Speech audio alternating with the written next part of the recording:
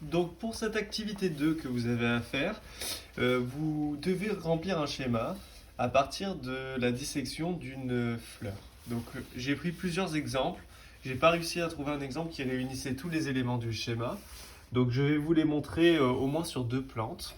Et effectivement, la nature est très variée. Et donc ce que l'on voit, nous, c'est la théorie. Et puis après, dans la pratique, vous verrez qu'il y a plein d'exemples différents. D'accord?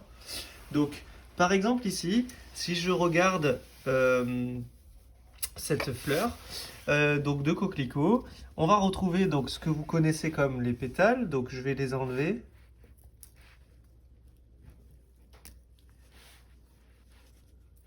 Pour voir ce qu'il y a à l'intérieur de la feuille, de la fleur. Et donc là, à l'intérieur, vous avez une structure très particulière avec ce qu'on appelle des étamines. Donc là, j'en ai enlevé quelques-uns. Donc les étamines, je ne sais pas si on voit bien, ouais. Les étamines, vous le voyez, au bout des étamines, ce sont des petites tiges, il y a des petits sacs qui renferment le pollen. Et au milieu de la fleur, vous allez retrouver cette structure qui chez le coquelicot est très grande, qui s'appelle du coup le pistil. Le pollen se pose sur le pistil et c'est ainsi que la fleur est fécondée et donnera des fruits. Si je prends un autre exemple, alors par exemple ici, vous avez la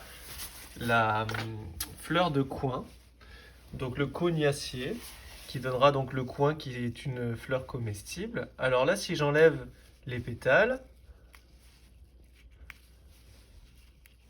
on va retrouver pareil des étamines. Donc je vais pareil en enlever. Donc les étamines, avec ici les petits sacs à pollen. La chose que vous ne retrouvez pas chez le coquelicot, c'est ce qu'on appelle les sépales, qui sont ici. Et ensuite, là aussi, on va avoir le pistil. Alors ici, le pistil, chez le cognacier, il est séparé en 3 éléments. Et donc, vous voyez, en voilà un. Et donc, pareil, même principe, le pollen, des étamines se déposent sur le pistil. Et du coup, ça va aller dans l'intérieur de la fleur, on verra ça plus tard. Et ça donnera, du coup, comment dire, des graines et des fruits. Enfin, plus exactement, des fruits avec des graines. Donc voilà, ce que je voulais vous montrer avec cette petite diversité, c'est que chaque fleur a une forme différente, mais on va retrouver tous ces éléments, pétales, sépales, étamines, pistils, à chaque fois. Donc là, c'est une fleur de bourrache. Vous avez ici un chrysanthème pareil, avec toutes les petites étamines. Et si on cherche bien, on trouvera le pistil. Pareil, les sépales ici, les pétales.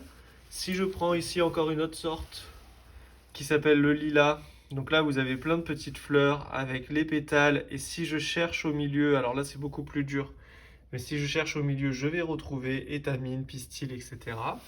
Et dernier exemple que je voulais vous montrer, c'est ce qu'on appelle la silène de France. Donc là aussi, faudra zoomer un peu plus, mais vous retrouvez au milieu ici en foncé les étamines avec les sacs de pollen. Ah non, je me trompe, excusez-moi. Ça a l'air d'être plutôt les pistils et les sacs de pollen, ils sont derrière, plus clairs. Voilà, donc fin de cette petite vidéo. J'espère que ça vous aura aidé à mieux comprendre l'anatomie des fleurs.